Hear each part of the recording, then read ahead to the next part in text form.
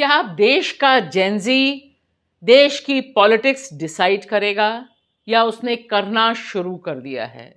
यह एक ऐसा सवाल है जिसे 140 करोड़ भारतीयों को जरूर पूछना चाहिए, अपने अपने घर में टटोलना चाहिए कि दरअसल इस समय देश का जेनजी इतने गुस्से में क्यों है, वह सड़कों पर क्यों उतरा, और जो सड़कों पर नहीं उतरा है वह भी नॉर्मल कंडीशंस में नहीं रह रहा है। और क्या इसका असर देश की राजनीति पर पड़ना शुरू कर दिया है? यहां मामला सिर्फ और सिर्फ सोशल मीडिया पर पैदा हुआ एक सटायर मूवमेंट जो कॉकरोच जनता पार्टी के रूप में आया, मामला सिर्फ और सिर्फ कॉकरोच जनता पार्टी का नहीं है। मामला यह भी है कि किस तरह से देश के कॉकरोचों यानी जेनजी का गुस्सा देश की पॉलिटिकल पार्टीज को अपना रुख, रवैया, एटीट्यूड बदलने पर मजबूर कर रहा है।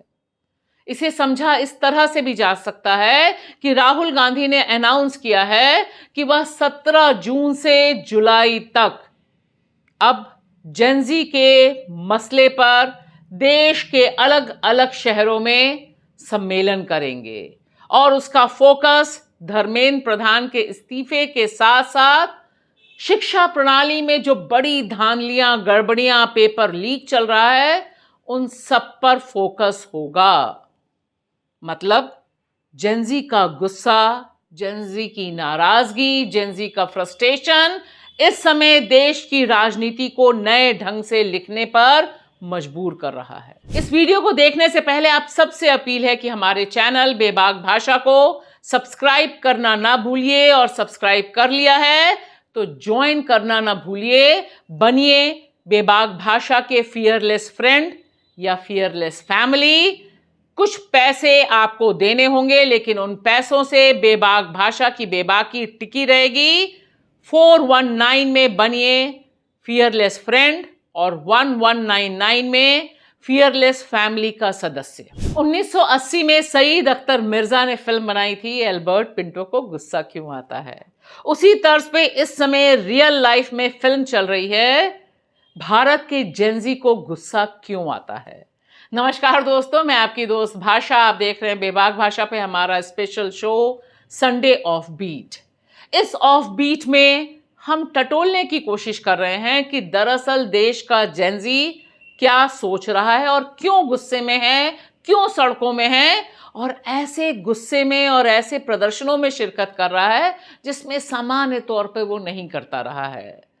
पढ़ने लिखने वाला छात्र, हाई स्कूल, इंटर, ग्रेजुएशन, यह सारा का सारा जो पीरियड है, इसमें छात्र परीक्षा देने के बजाय परीक्षा में धांधली जो हो रही है, पेपर लीक जो हो रहे हैं, इन्हें लेकर गुस्से में है। और यह अपने आप में बिल्कुल अलग ढंग की कहानी कह रहा है भारत की पॉलिटिक्स के बारे में और भारत की स्थिति के बारे में। जेनजी यानी 1997 से लेकर 2012 के बीच जो लोग पैदा हुए उन्हें जेनजी जनरेशन कहा जाता है। और ध्यान दीजिए, यह जेनजी जनरेशन इस समय बहुत बेचैन है, गुस्से में भी है और फ्रस्ट्रेशन में भी है।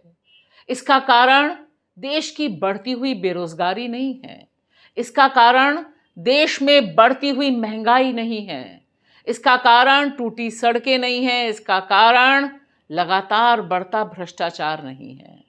इसका कारण बिल्कुल अलग ढंग का है।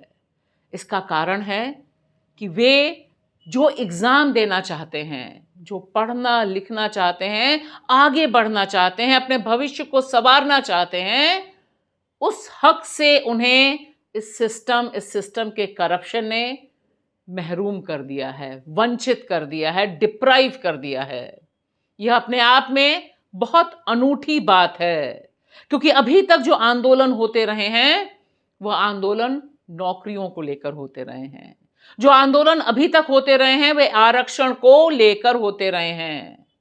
लेकिन यहां पर यह जो आंदोलन पैदा हुआ है, यह आंदोलन पेपर लीक को लेकर हुआ है। पेपर में जिस तरह का फ्रॉड किया गया है उसे लेकर हुआ है।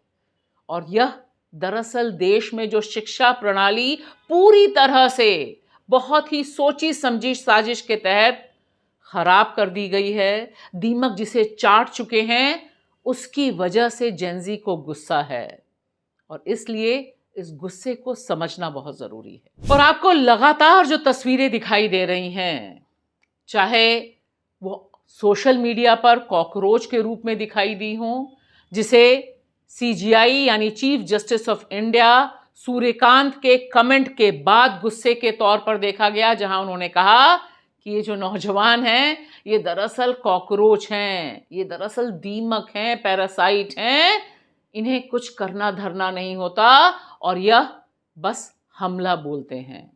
तब से यह गुस्सा सोशल मीडिया पे कॉकरोच जनता पार्टी के रूप में उभरा, लेकिन जमीन पर लड़ाई इससे पहले चल रही थी।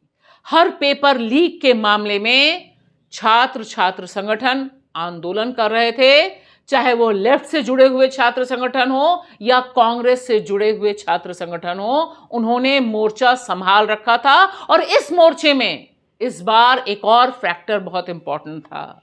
कोचिंग चलाने वाले सर, जी हां, वे भी बहुत परेशान थे और उनके समर्थन से छात्र लगातार पटना से लेकर दिल्ली तक प्रोटेस्ट कर रहे हैं, प्रयागराज में प्रोटेस्ट कर रहे हैं और यह भी जेनजी का एक नया स्वरूप है। और इसी क्रम में अभिजीत दीपके का जो उदय हुआ, जो बॉस्टन से आए भारत, और भारत में लगातार प्रोटेस्ट पर प्रोटेस्ट आयोजित हो रहे हैं, हैदराबाद, बेंगलोर और 20 जून को दिल्ली, वह एक सेंटर ऑफ अट्रैक्शन है क्योंकि उनके साथ सोनम वांगचुक भी जुड़े हैं और बड़े पैमाने पर मिडिल क्लास का वह छात्र जुड़ा है जो किसी भी पॉलिटिकल पार्टी या पॉलिटिकल एक्टिविटीज में शामिल नहीं होता।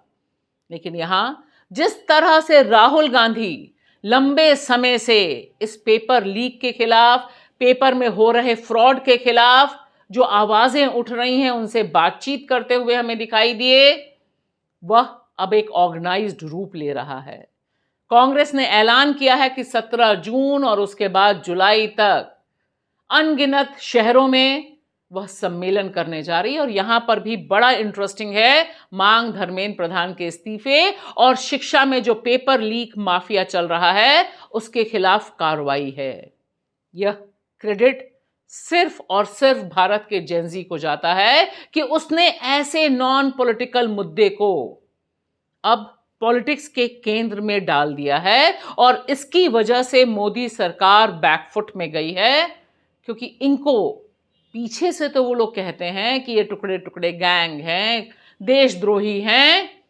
खट्टर साहब ने भी अमृतसर में कहा कि दरअसल यह देशद्रोही लोग हैं जब कॉकरोच जनता पार्टी का प्रोटेस्ट हुआ।